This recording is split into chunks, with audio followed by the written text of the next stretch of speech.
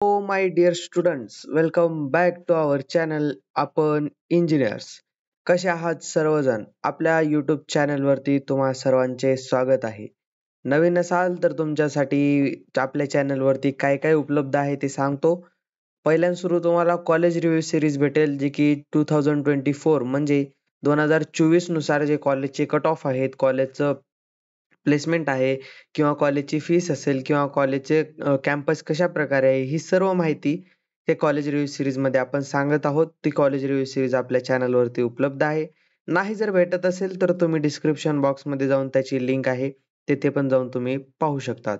दुसरं म्हणजे आपल्या MST CET ची जी डेट रिलीज झाली आहे त्याचा टाइम टेबल किंवा चॅप्टर वाईज वेटेज कोणत्या चॅप्टरला किती मार्क आहेत, किती क्वेश्चन येतात, ही सर्व माहिती आपण एका व्हिडिओमध्ये सांगितलेली आहे आणि खूप छोटा आणि शॉर्ट बट स्वीट म्हणतात असा व्हिडिओ आपण बनवलेला आहे. त्याची पण लिंक तुम्हाला डिस्क्रिप्शन बॉक्समध्ये भेटून जाईल.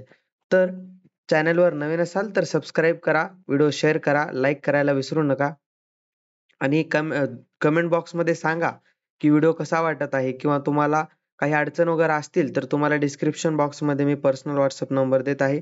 त्याच्यावरती तुम्ही कॉन्टॅक्ट करू शकता. आजचा व्हिडिओ हा MST CET मध्ये तुम्ही कोणत्या गोष्टी केल्या पाहिजेत आणि कोणत्या गोष्टी नाही केल्या पाहिजेत यासाठी होणार आहे. तर हा व्हिडिओ खूप महत्त्वपूर्ण होणार आहे तरी तुम्ही शेवटपर्यंत बघा अशी मी विनंती करतो. ठीक आहे. तर चला मग सुरुवात करूयात आजच्या या व्हिडिओला. त्यापूर्वी मी तुम्हाला एक गोष्ट सांगू इच्छितो.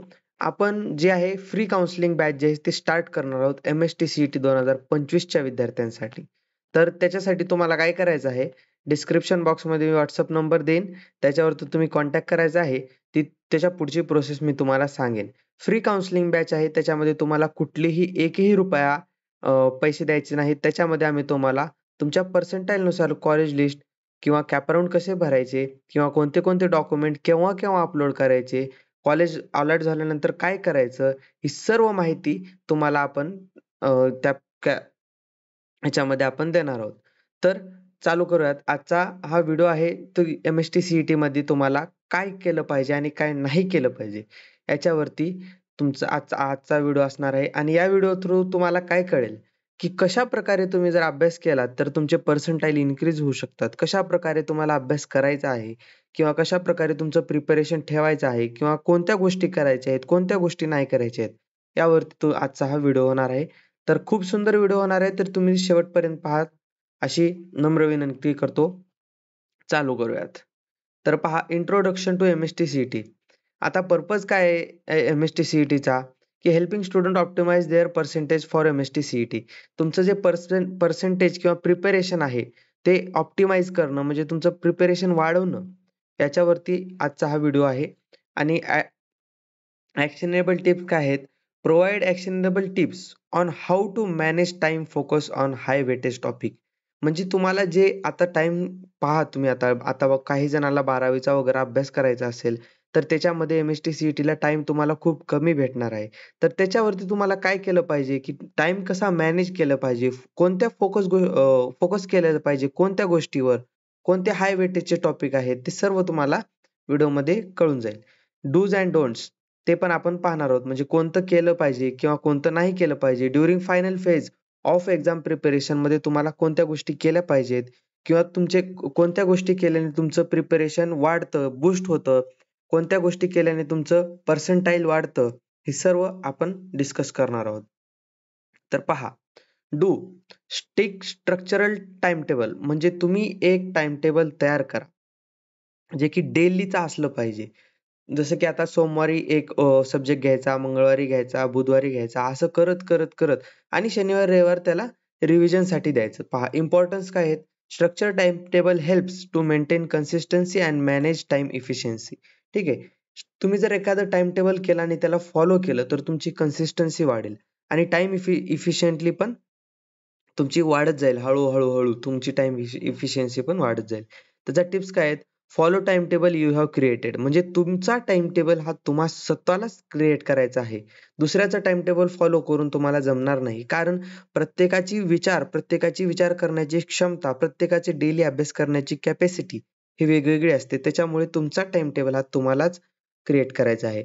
ॲलोकेट specific time slots for each subject. मी जसं आता म्हणलो की सोमवारी एक सब्जेक्ट, मंगळवारी एक सब्जेक्ट, बुधवारी एक सब्जेक्ट, असं ते टाइम स्लॉट जे आहेत तुम्हाला द्यायचं आहे. काही काही जण करतील की एकाच दिवशी 3 सब्जेक्ट करेन मी, म्हणजे वेगवेगळ्या टाईमामध्ये, ते पण चालेल.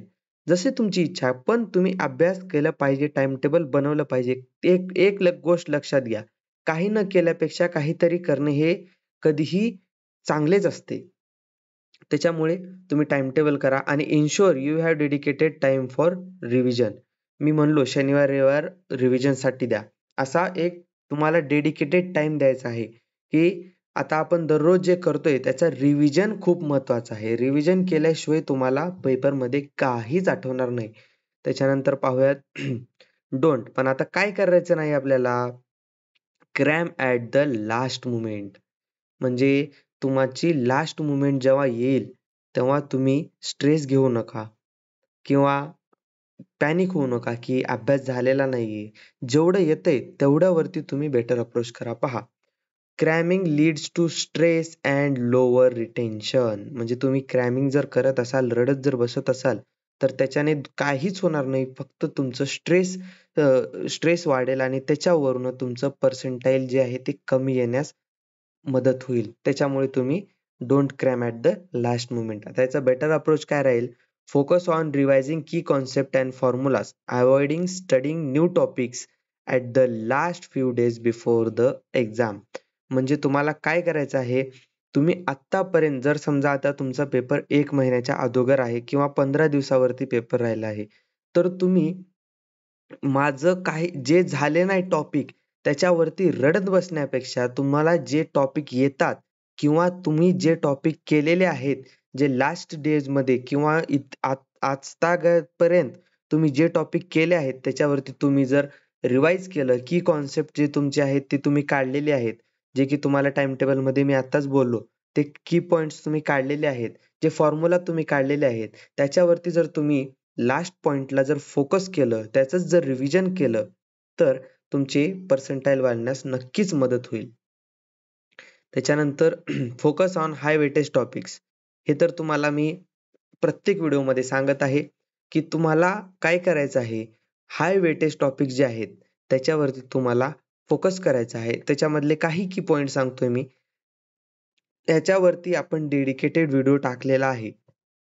ती तुम्ही डिस्क्रिप्शन बॉक्समध्ये जाऊन पाहू शकतात, की कोणत्या टॉपिकला किती वेटेज आहे, किती मार्क्स येतात आणि कोणत्या सब्जेक्टला किती वेळ भेटणार आहे, ही सर्व माहिती आपण व्हिडिओमध्ये दिलेली आहे. तर इथे शॉर्ट बट स्वीटमध्ये सांगतो मी तुम्हाला. फिजिक्समध्ये कोणते-कोणते आहेत? मेकॅनिक्स, ऑप्टिक्स, थर्मोडायनामिक्स आणि इलेक्ट्रोमॅग्नेटिझम. ठीक आहे.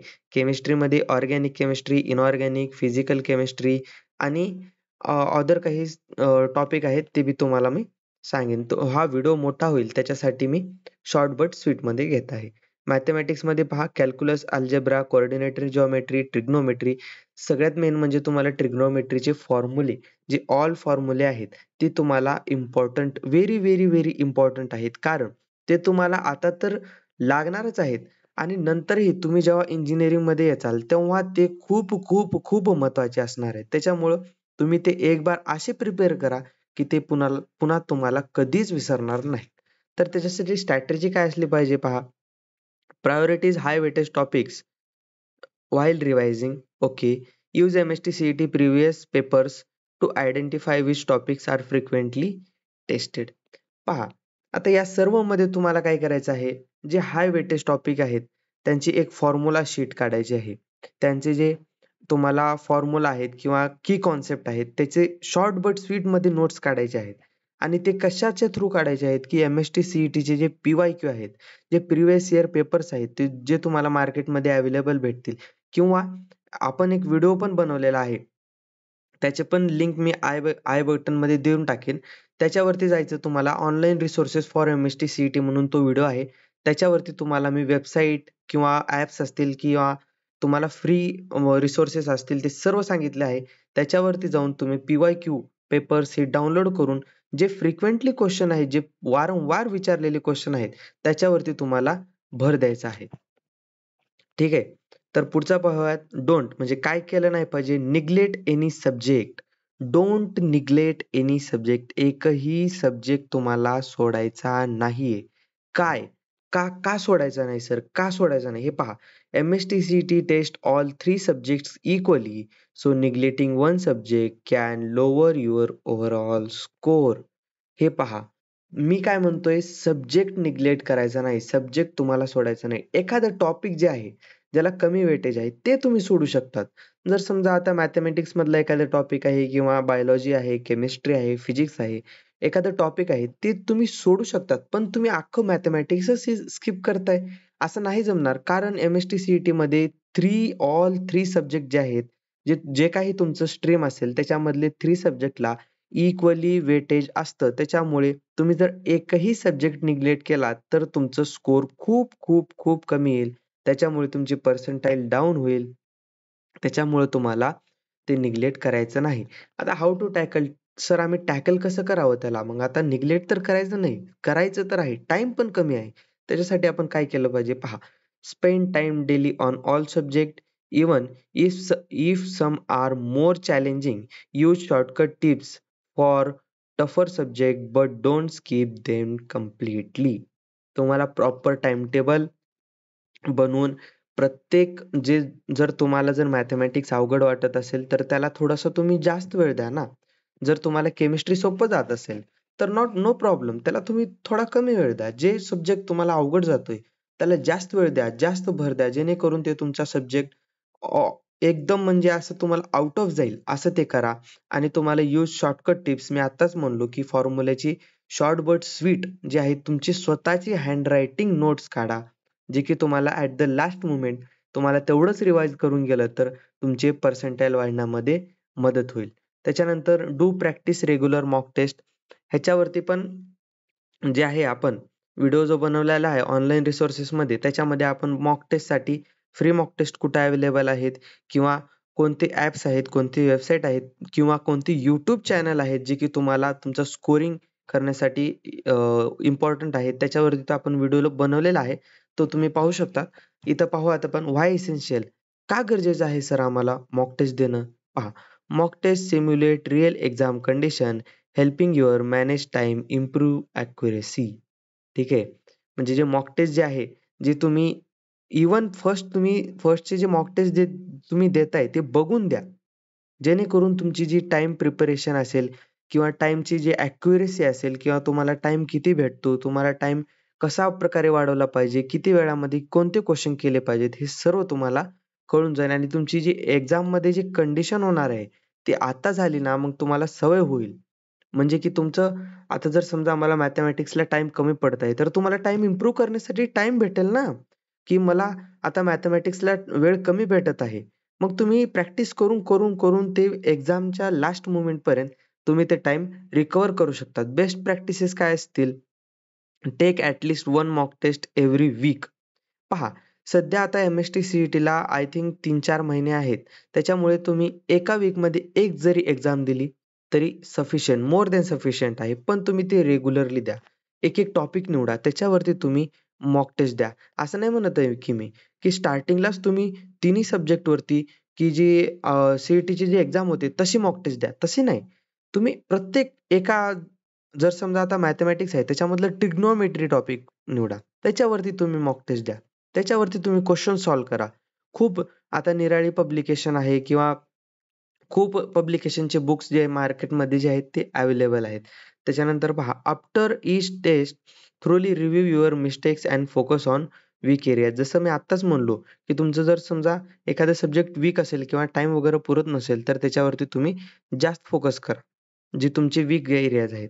Stimulate the exam environment, no distraction, time bound. ठीक आहे. तर डिस्ट्रॅक्शन्स वगैरे तुमच्या लाईफमधले जे आहेत, ते थोड्या वेळासाठी बाजूला ठेवा. जेणेकरून तुम्हाला चांगलं कॉलेज भेटेल, प्लेसमेंट भेटेल, आणि आफ्टर इंजिनिअरिंग तुम्हाला जे आहे, ते चांगलं पॅकेज भेटल्यानंतर तुम्हाला स्वतःला वाटेल, की तेव्हा आपण अभ्यास केलो आणि आज इथपर्यंत पोहोचलो. ठीक आहे. Don't panic or stress. यार आता पहा, पेपर जवळ येत आहेत. पॅनिक स्ट्रेस होण्यानं काय होईल? काहीच होणार नाही. Why harmful? कसं काय हार्मफुल आहे? पहा, stress and panic can cloud your judgement and hinder performance during the exam. तुम्ही जर स्ट्रेस वगैरे घेत असाल, जर पॅनिक होत असाल, एक्झाम जवळ आलीत, तर त्याच्यानं काही होणार नाही. फक्त तुमचा जो टाईम आहे, तो फक्त तुमचा टाईम वाया जाईल. बाकी काही होणार नाही. त्यामुळे पॅनिक वगैरे न होता तुम्ही व्यवस्थितरित्या अभ्यास करून जे आहेत तुमचं पॅनिक होण्यामध्ये जेवढा वेळ घालवताय तेवढा वेळ तुम्ही अभ्यासात जर दिलं, तर तुमची नक्कीच पर्सेंटाईल वाढण्यास मदत होईल. आता हे मॅनेज कसं करायचं आहे पहा. Practice deep breathing exercise. तुम्हाला सकाळी उठल्यानंतर एक्सरसाइज करायचा आहे, मेडिटेशन करायचं आहे, व्यायाम करायचा आहे थोडाफार म्हणजे तुम्हाला जसं जमतं तसं व्यायाम वगैरे करायचा आहे. काही जण जिम वगैरे करत असतील तर जिम वगैरे करा. सकाळी लवकर उठा, रात्री लवकर झोपा. याच्यामुळे काय होईल तुमचं जे कॉन्सन्ट्रेशन जे आहे ते वाढण्यास मदत होईल. त्याच्यामुळे तुमचं एकदा वाचलेलं जे तुम्हाला 2-3 वेळेस वाचावं लागतं, जे की तुम्हाला एकदा वाचलं की लक्षात राहील. ठीक आहे. Take breaks to relax, take a walk, meditate, to engage on something calming. जर तुम्हाला पॅनिक किंवा स्ट्रेस वाटत असेल, तुम्ही आता अभ्यासाला बसलाय, थोडा वेळ अभ्यास केलाय, पॅनिक किंवा स्ट्रेस होत असेल, तर तुम्ही थोडंसं टायमर लावून गाणे वगैरे ऐका किंवा एखाद्या YouTubeची कॉमेडीची व्हिडिओ बघा किंवा तुम्हाला जे जे काही ॲक्टिव्हिटीज आवडतात किंवा डान्सिंग असेल किंवा फिरायला आवडत असेल किंवा कोणासोबत म्हणजे बाहेर वगैरे जायला आवडत असेल, तर ते करा तुम्ही. हां, पण एवढं आहे की आपण 5 मिनिटं अभ्यासाला बसलो आणि अर्धा घंटा फिरायला गेलो, असं नाही करायचं. ठीक आहे. ते एका टायमिंगमध्ये असलं पाहिजे. Focus on progress, no perfection. ठीक आहे. तुम्ही प्रोग्रेसवरती फोकस करा, परफेक्शनवरती नाही. पाहूयात डू रिवाइज डेली. आत्ता मी म्हणलो, की जसं मी सांगितलं, की रिव्हिजनमुळे आपली जी आहे, ती फॉर्म्युला वगैरे जे काही तुमचं असेल, त्याच्यामध्ये मदत होईल. Why circular? Regular revision strengthens your memory and understanding. म्हणून म्हणतोय मी, की सॅटर्डे, संडे तुम्ही रिव्हिजनसाठी द्या किंवा सॅटर्डेला रिव्हिजनसाठी द्या. संडेला तुम्ही मॉक टेस्ट द्या. वेगवेगळ्या वेबसाईटवरती जाऊन वेगवेगळे तुम्ही रिसोर्सेस आहेत किंवा नसेल तुम्हाला जर ऑनलाईनचे जर रिसोर्सेस नाही भेटत असतील, तर तुमच्याकडे जो पुस्तक आहे त्याच्यामधले जे क्वेशन आहेत ते मॉक टेस्ट समजून तुम्ही ते देऊ शकतात. त्याच्यामुळे काय होईल, तुमचे जे आठवडाभराचा जो अभ्यास आहे त्याच्यामध्ये तुम्हाला रिव्हिजन होण्यास मदत होईल आणि त्याच्यामुळे तुमची टाईम एफिशियन्सी वाढेल. तुमची जी मेमरी आहे ती वाढेल आणि पेपरामध्ये तुम्हाला काय होईल, पेपरमध्ये जर तुम्ही पेपर द्यायला बसलात, की आठवेल, "अरे हां, हा क्वेशन मी तिथे सॉल्व्ह केला होता. ह्याला हा फॉर्म्युला वापरला तर हा असं उत्तर येईल. ह्याला हा फॉर्म्युला वापरलं तर लवकर उत्तर येईल." असं तुम्हाला पेपरामध्ये फ्लॅशबॅक्स भेटत जातील. तर हाऊ टू रिवाईज कसं केलं पाहिजे sir? Use flash cards, formulas and की कॉन्सेप्ट. तुम्ही एक सेपरेट वही, नोटबुक किंवा पेजेस तुम्हाला जे काही आहे त्याच्यावरती तुम्ही फॉर्म्युलाज आणि की कॉन्सेप्ट काढून ठेवा. Take notes while revising important topic, quick रेफरन्सचे जे पुस्तक वगैरे आहेत किंवा तुमच्या पुस्तकामधलं जे रेफरन्स आहे ते पण तुम्ही घेऊ शकतात. फॉर्म्युला किंवा इम्पोर्टंट टॉपिकसाठी. Revise what you study previous day before moving to the new topics. तुम्ही एखादं न्यू टॉपिक जर चालू करतायत, तर त्याच्यासाठी तुम्ही अगोदर जे केलेलं आहे त्याच्यामध्ये रिव्हिजन करा. ठीक आहे. तर पाहूयात आता don't overload yourself too much study. Last page आहे. Why harmful? Overloading can lead to burnout or fatigue. How to study smart पहा.